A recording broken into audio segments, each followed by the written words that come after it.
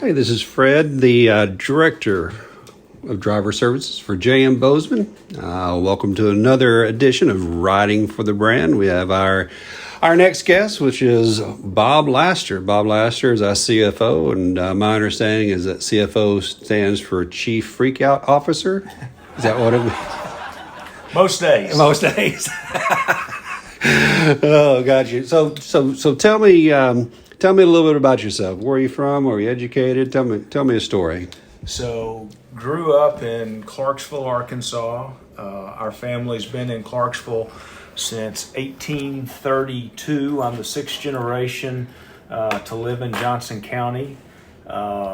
Graduated from Clarksville High School, left Clarksville High School and went up to the University of Arkansas at Fayetteville.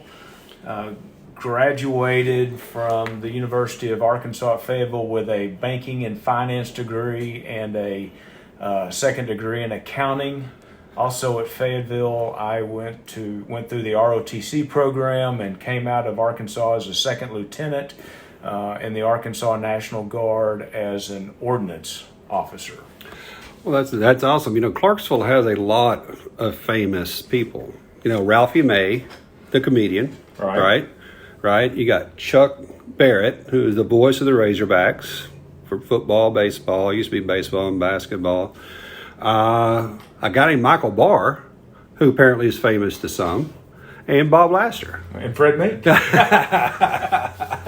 Well, certainly there's been a lot of interesting and talented folks come out of Clarksville. You're none less of those. But tell me about your history with Michael.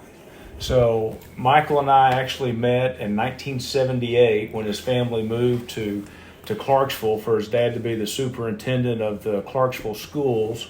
We met in Mrs. Smith's class at Mickey Elementary School, and met from there, graduated high school together in 1988, and then went our separate ways for about 20 plus years, and met again in Russellville as I was a banker there, and Michael was running another small trucking company up in Russellville.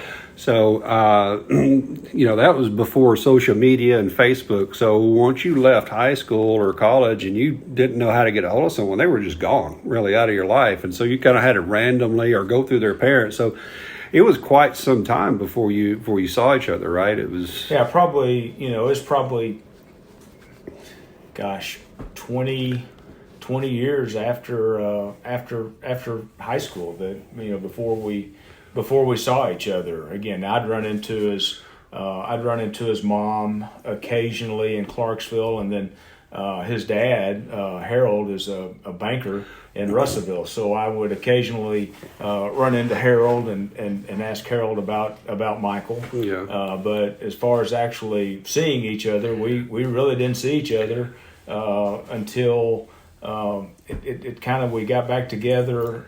My dad had passed away, and I sort of had to take over the family farm, and Michael was farming, and our county extension agent said, you need to look up Michael Barr to figure out this farming stuff. So he goes, do you know Michael? And I go, well, sure, I know Michael. We graduated high school together. But Michael came and did a tour of the farm with me and just kind of gave me some pointers on how to better run my farming operation. So your cows have never been worse off since he came over, probably.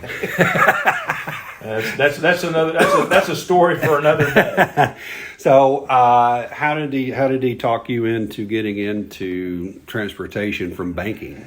Well, it was we kind of talked about it for a couple of years with an accounting degree and a background in my background in maintenance with the Army.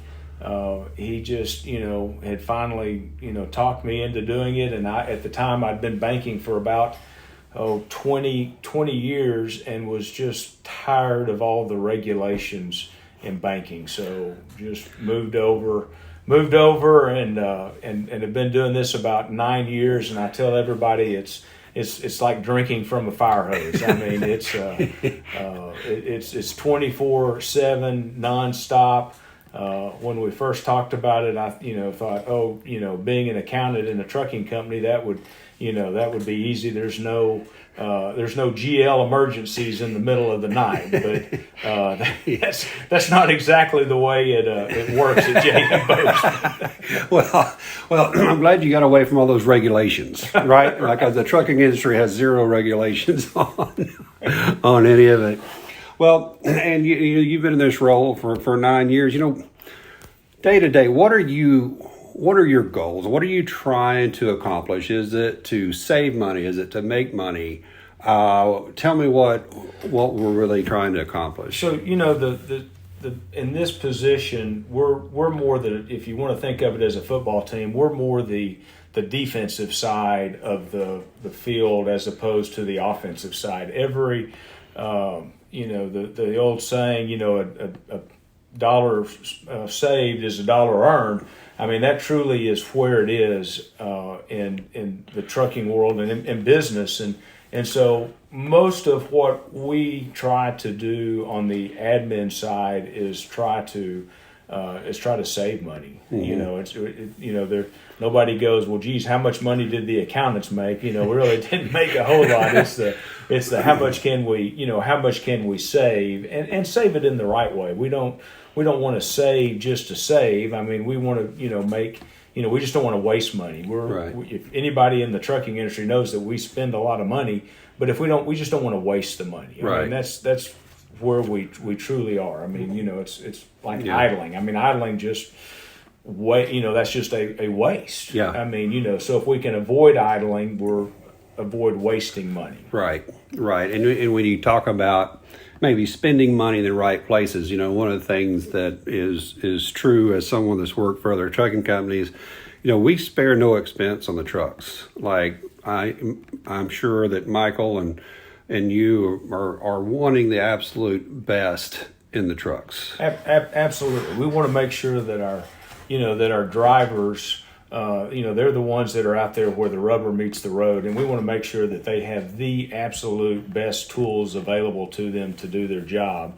If all of our drivers, anybody that's ever been to our campus here in Malvern will see that, we've got functional facilities here and at our home terminal, but there's nothing extravagant. I mean, we're going to buy used furniture to go in the offices. We're not going to buy new, kind of the Sam Walton approach. When visitors used to come to Walmart and visit the company headquarters, they'd be sitting in the lobby in plastic chairs because they didn't want to waste any money on waiting chairs for vendors to come sell stuff to. So that's just kind of the approach that we try to have at Bozeman. I mean, we want the absolute best for the drivers that are income producers out there, making a living for us every day. Mm-hmm. But everybody and anybody that's been through one of my orientation classes, the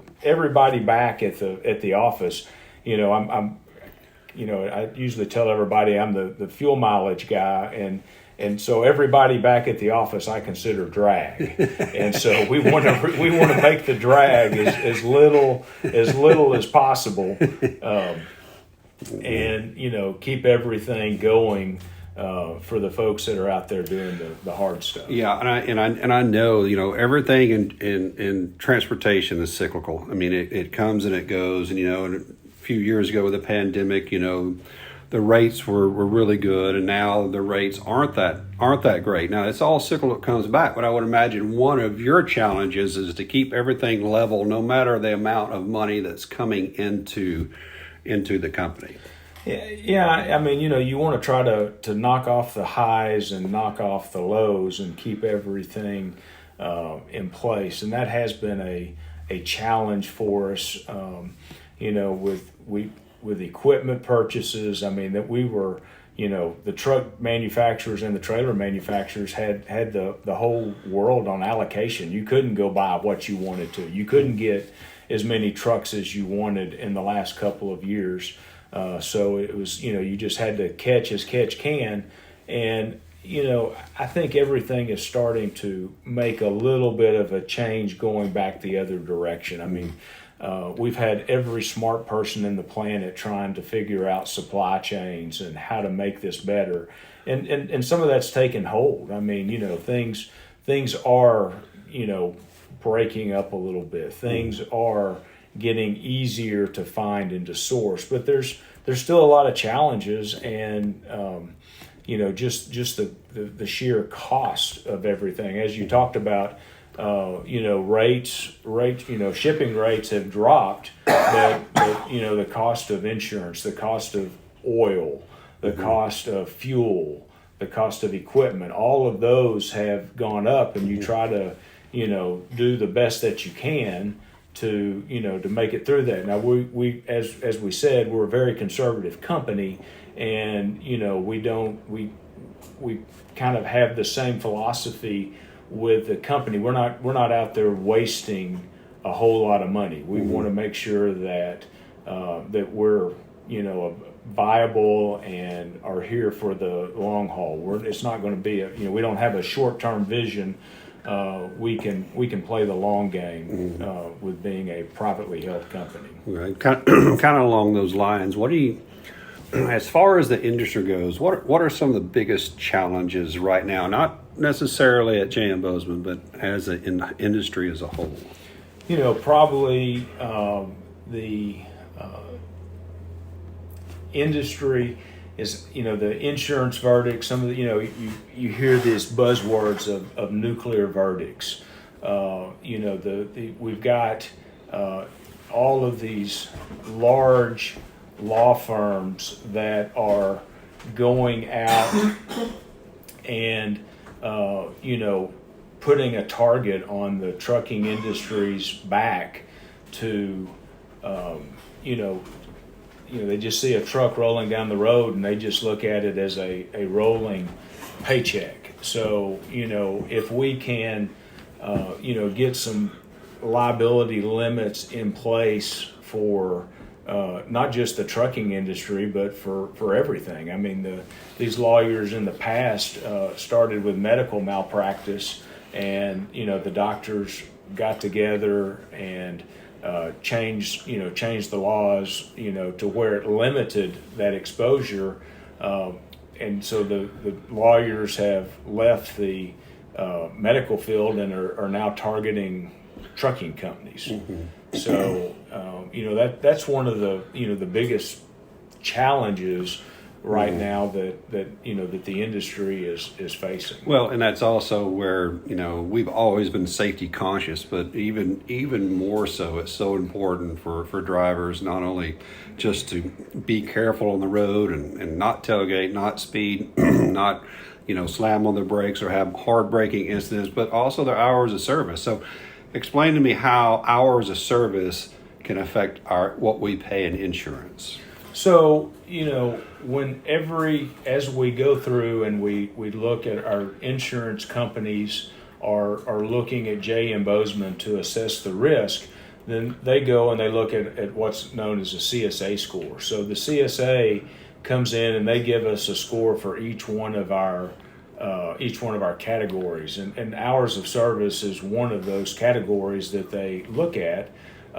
And so, just making sure that everyone is complying with those hours of service. And, when they get, if you get stopped and you're, outside of the hours of service, then, that obviously goes on our CSA report. But I mean, it's also dangerous. I mean, they've got the rules in place out there, and that's, we just make sure that we're doing everything we can do, to comply to the rules that are out there. Gotcha. Okay. And last question: if you had a magic wand, you could change anything right now about the trucking industry, what would you change? Wow, that's a pretty tough question. I can go in 3 or 4 different directions on that. But probably the one thing that that I'd like to see is to have a little bit more common sense when it comes to the upgrading of our EPA standards that are out in the country right now.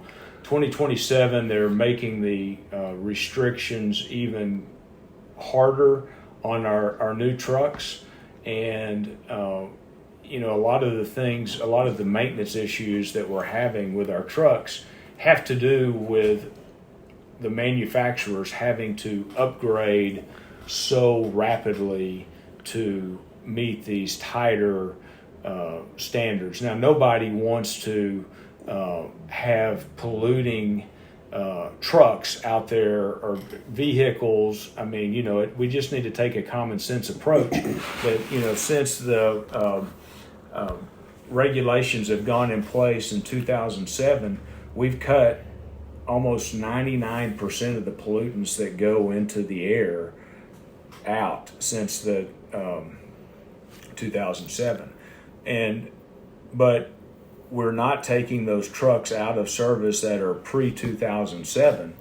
And so instead of putting tougher and tougher regulations on the new trucks that are coming in 25, 26, 27, if we could get rid of all of the polluting, the higher polluting trucks that are 2007 and below, we could get to the same place without having to go to crazy extremes to get just a very tiny increment out of these trucks that are moving forward. It's kind of it goes back to, almost everything you do, you get back to the 80-20 rule, where probably 20% of the trucks that are out there on the road today are creating 80% of the pollution, but yet we're trying to fix this very small percentage going forward. Yeah.